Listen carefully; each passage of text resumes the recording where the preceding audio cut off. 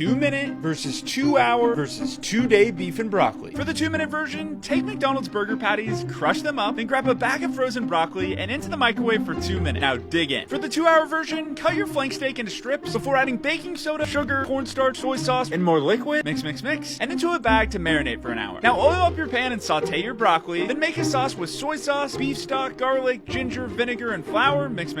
Then add in your meat, pour in some sauce, and finish with the broccoli. Now devour. For the 2-day version, we'll rub our meat with salt, chili powder, paprika, and more spices. Mix. Rub this all over your meat and put it in a bag with vinegar, pineapple juice, and more spices. Now into the fridge to marinate for 24 hours. Let's also marinate our broccoli with olive oil, red wine vinegar, mirin, and secret spices. Mix. Now into the fridge to rest overnight. Then we'll cook our broccoli, cook our meat, slice it up, and now it's time to see which is the best beef and broccoli. The 2-minute version is disgusting. I honestly don't know why I made this. The 2-hour version is perfect. It has that classic takeout taste. The 2-day version was amazing, but it was also so much work. So today, the 2-hour beef and broccoli win. Now let's make